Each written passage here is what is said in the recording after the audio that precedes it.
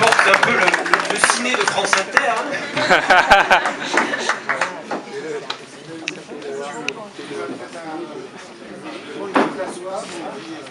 Bio et canapé décroissant.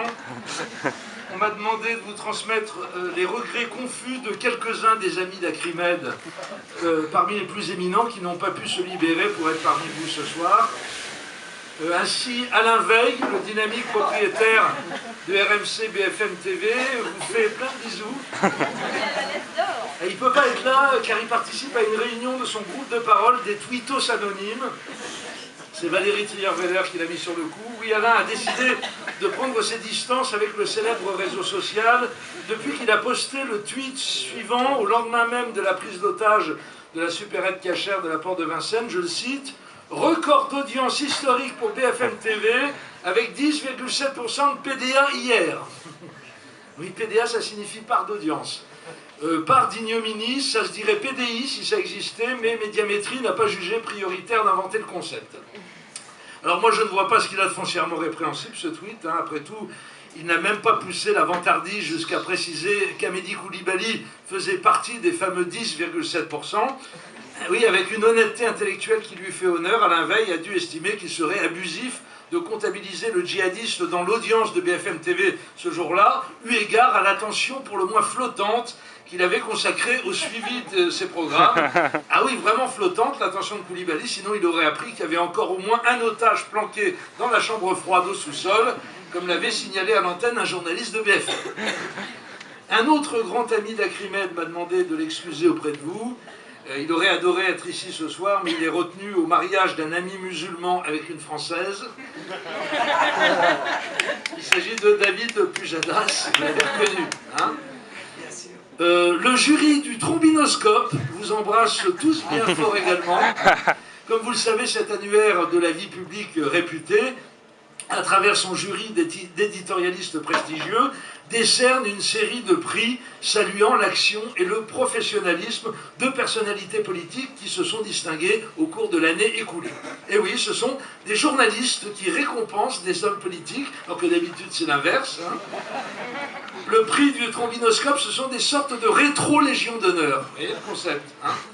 Et pour la première fois de son histoire, mardi dernier, cette admirable publication a gratifié un responsable du Front National, en l'occurrence le jovial édile de Hénin-Beaumont, Steve Briouat, du titre fort convoité, ma foi, d'élu local de l'année, l'équivalent de jeune espoir masculin pour les Césars.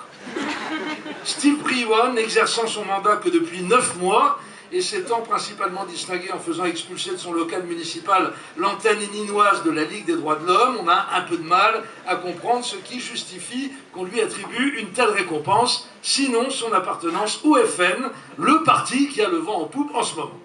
Légitimement interpellé par un élu communiste de la ville nordiste, qui s'est demandé si le jury du respectable trombinoscope se trouvait en état d'ébriété au moment de la délibération, sa présidente, Arlette Chabot, ancienne directrice de l'information à France Télévisions, s'est défendue en déclarant que ce prix n'était en aucun cas un brevet de respectabilité.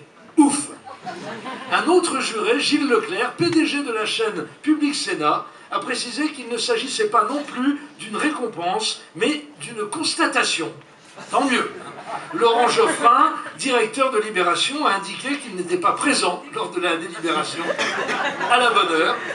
Et Christophe Barbier, patron de l'Express, a fermé sa gueule, ce qui n'est pas la pire des idées qu'il ait eues au cours de sa foisonnante carrière.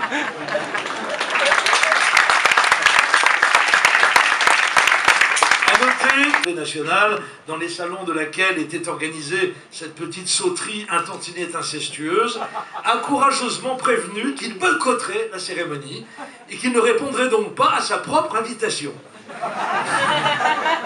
En tout cas, le prix de la confraternité revient incontestablement au journaliste du Monde, Abel Mestre, qui a relaté cette histoire dans son journal en concluant son papier en ces termes. Reste que pour le FN, cette récompense le met dans une situation délicate. En voyant l'un des siens recevoir un tel prix, le parti de Mme Le Pen se voit adoubé par le système médiatico-politique qu'il honnit à longueur de tracts et de discours. il sera un peu plus difficile désormais pour Marine Le Pen et ses soutiens de jouer la partition du parti anti-système.